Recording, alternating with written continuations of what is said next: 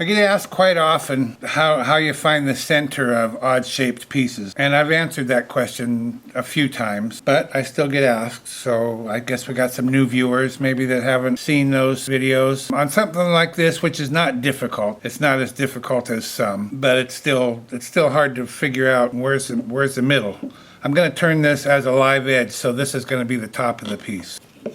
There's the bottom. This is a black walnut from my friend Valerie, and she got it from her friend in Pasco, Washington, and apparently it was cut in 2021.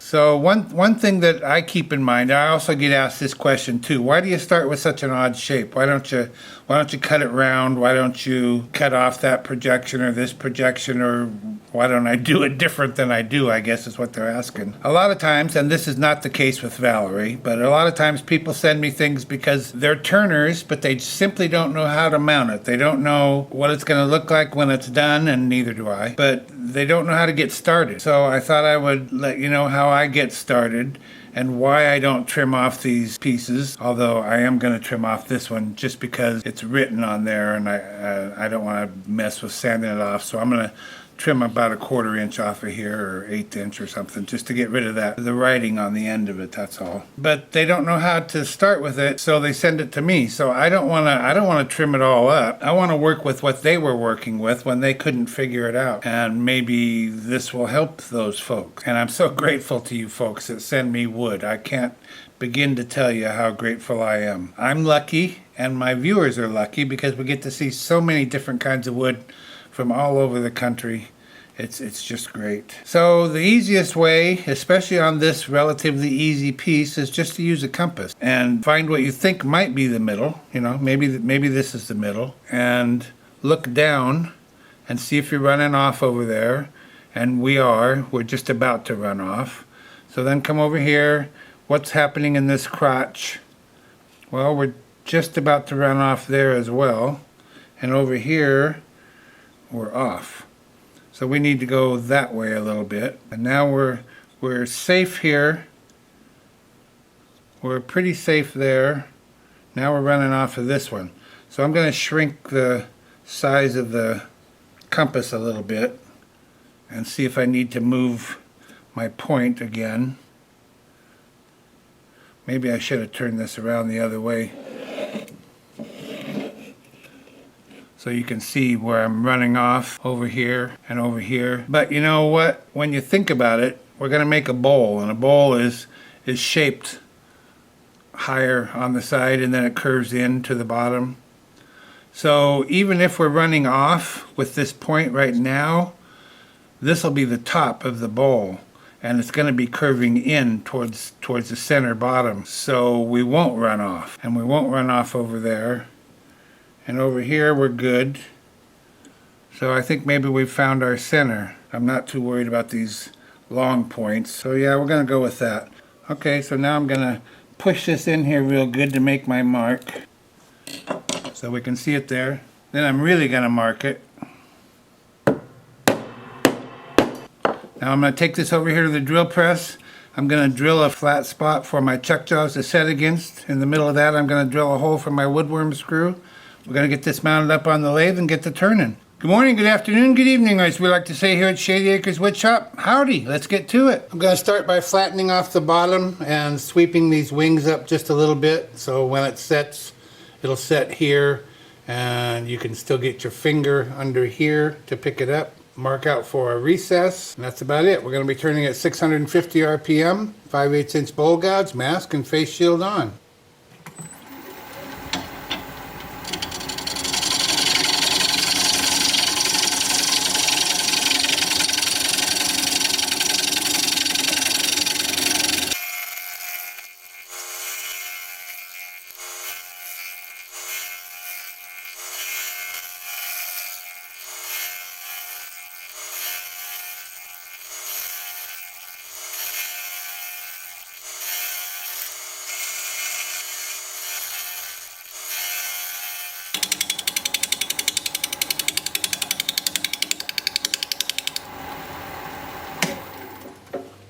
And we'll mark out for the recess.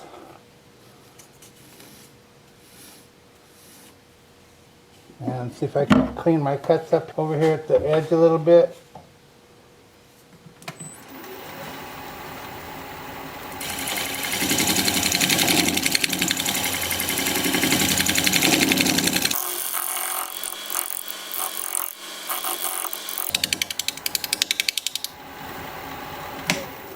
Really hard to do when you're turning so much air, but that's better.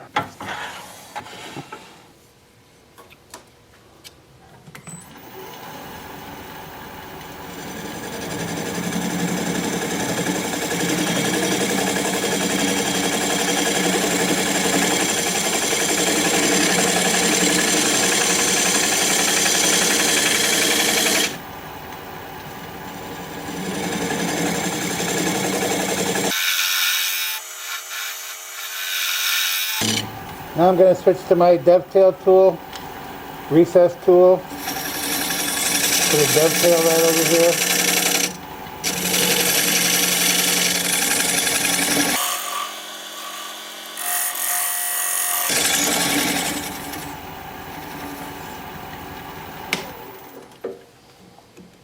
And that's good. Well, that's about all I wanted to do. Time for sanding. Well, no, it's not. I wanted to find this little base for it to set on a little better.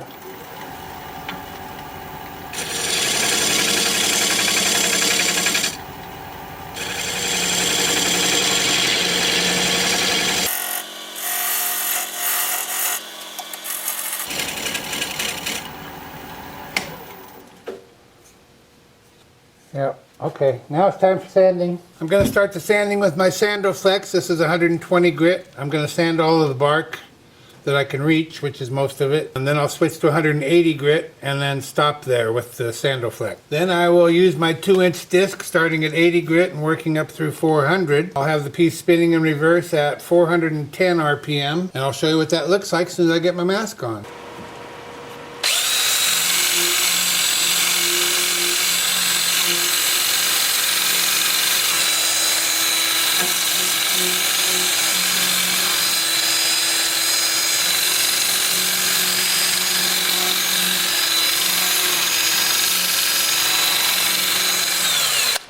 And I'll be doing more of that, but that's what it looks like.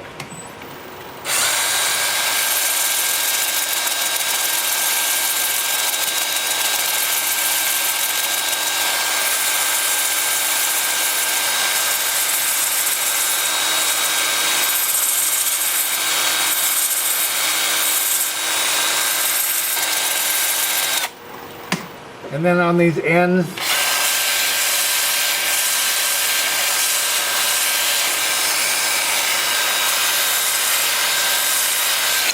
like that. I'll bring it back here in a little bit and we'll put some sanding sealer on there. See you in a bit. And let's see what we got.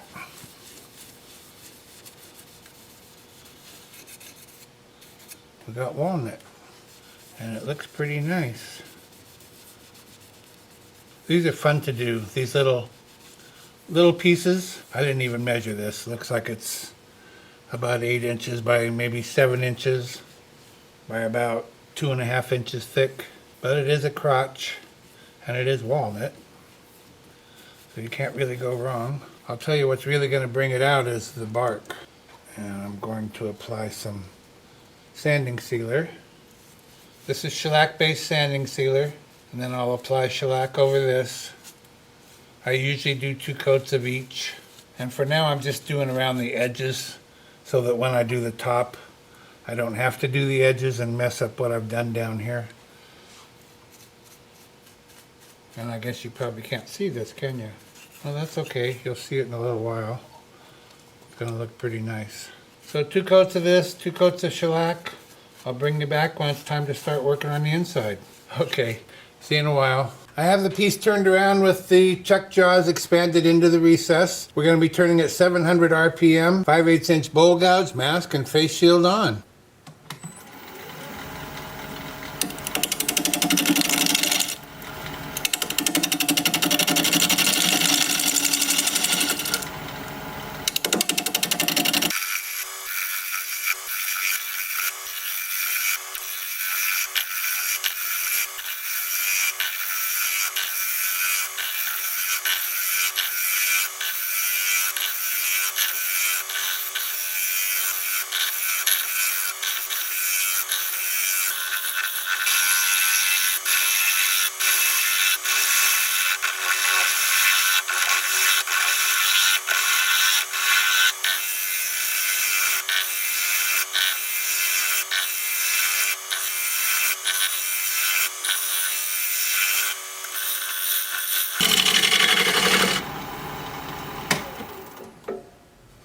And I'm sure we have a bit to go, but I just want to check.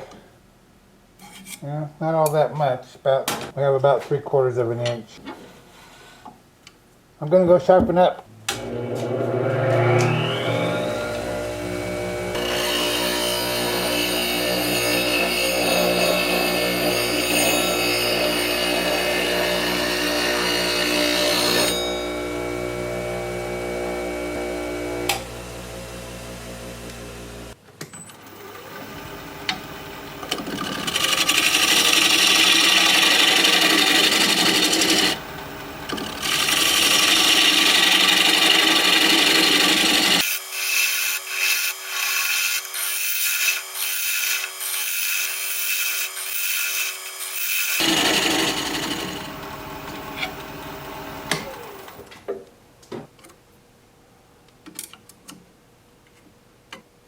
A little bit more.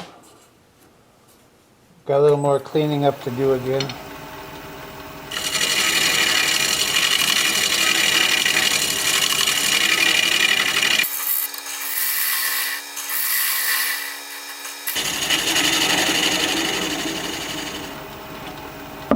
I think that's going to do it. Yep, 1/4 inch. So we're done. Time for sanding.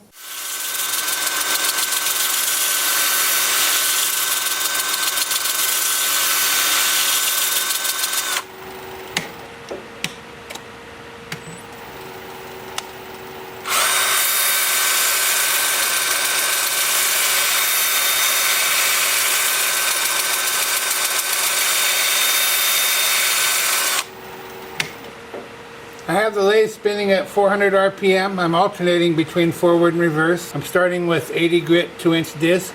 I'll work up through 400. I'm going to go ahead and put the finish on there, and I'll bring you back when it's time to take a good look at this thing sitting upright. It's going to be cool.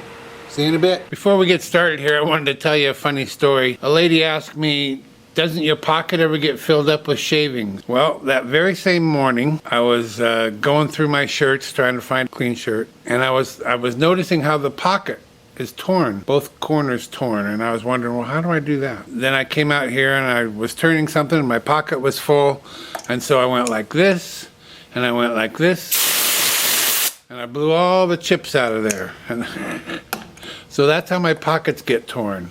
But I'm sorry, I'm going to keep wearing them.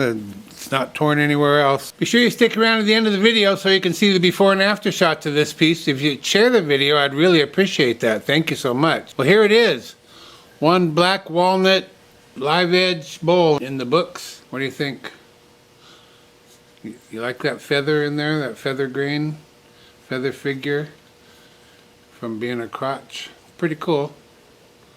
Very cool. What do you think of the shape? Do you just hate it? Hey Phil, you got a wood lathe, make something round like that? Well, it just isn't always round, that's all. I much prefer something like this than a plain round bowl. This is way more interesting, don't you think? There's the bottom. Oh, I forgot to sign it. I will. I'll sign it. Anyway, the bottom looks quite beautiful. I really like these darker parts here.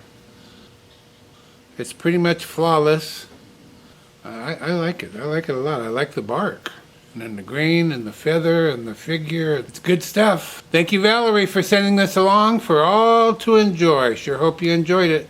If you like this video, thumbs up, please. I'd sure appreciate it. If you're a subscriber, thank you very kindly.